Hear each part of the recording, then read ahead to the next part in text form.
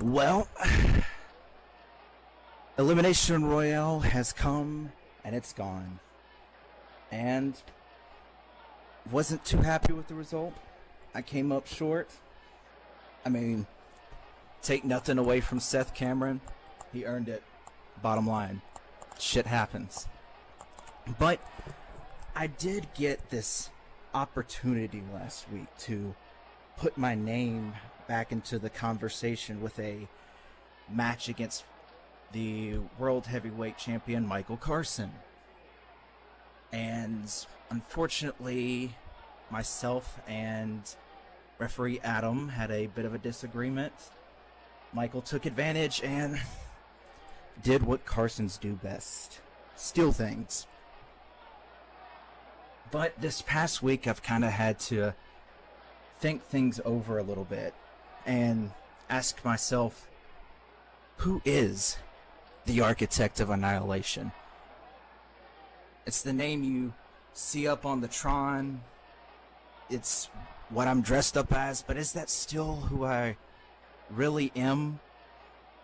Last year it was pretty obvious because I was a piece of shit. I would come in and brutalize people and enjoy every second of it. I mean, does anybody remember who the first Pulse champion was? Not after me. At King of the Arena, I retired Kurt Bombastic. Before there was a Victor Kessel, there was a Wolfie Kessel, until he stepped in the ring with me. Hell, I put the chairman of VWE, Stuart Wharf, through 2 tables last year. That was at Wrestle Series 9. That one I don't regret so much, but the others, yeah, I'm not too proud of that. And so it finally took Cody Hooley bludgeoning my head in to think, work myself out right, get on the right path, turn over a new leaf. But with that came this expectation. I am now what they term a face. And with that, I have this mold I have to fit into, where I have to rise above the hate and not stoop to the bad guys level and preach to you all about taking my vitamins and saying my prayers and come out here and go, how are all my little architects today? No. First off, you're all a bunch of grown fucking adults, and I respect you enough to talk to you like adults. Second off, I didn't come to VWE to fit anyone's mold. I'm here to break molds.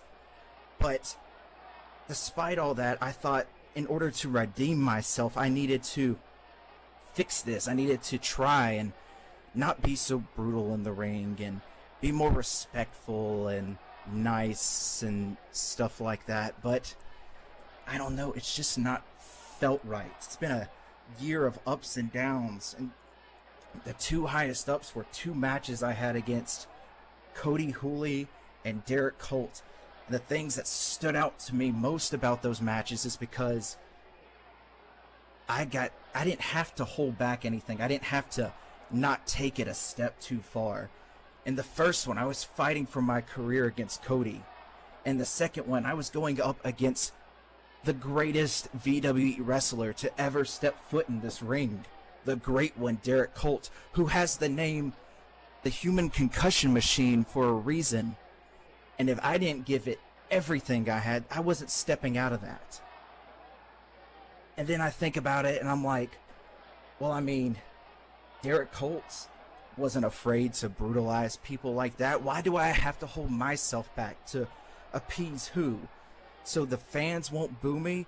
The fans cheered me last year when I was still a piece of shit because they liked the performance I'd bring to this ring. You liked the wrestling I did. You liked the brutality. You enjoyed the violence. And then what's the other thing? To be this someone I'm not. I'm not gonna be the voice of your nonprofit, your charity. I'm not gonna be the person kicking babies. I said the day I stepped foot in the VWE.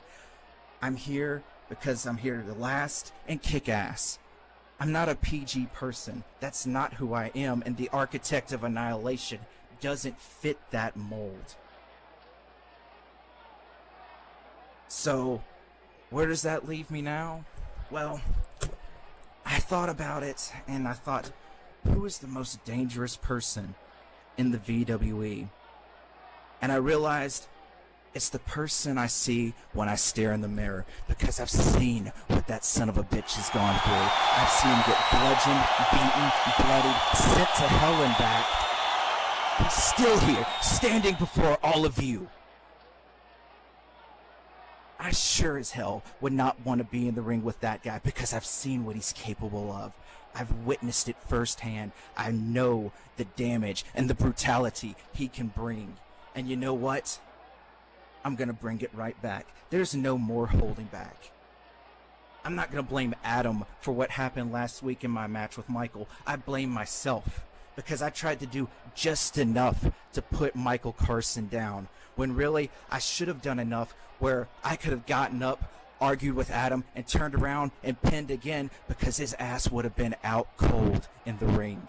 No question.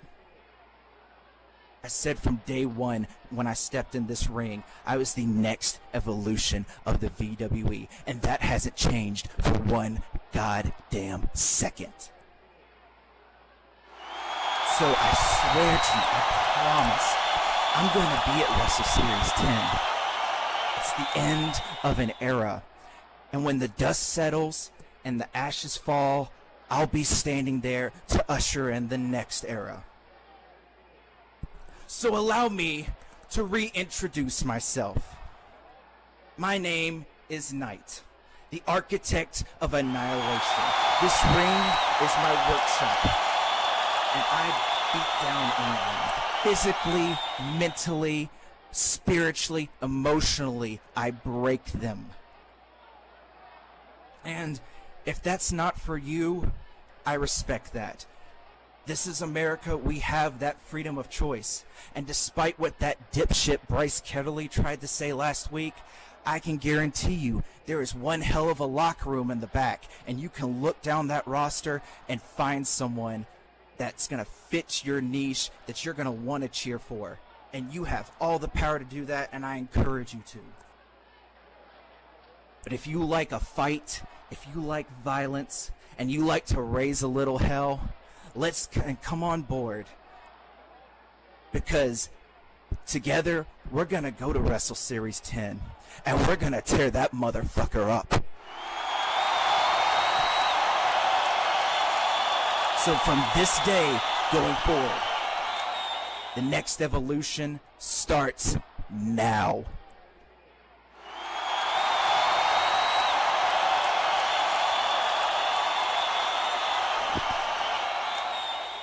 Well, I am very much looking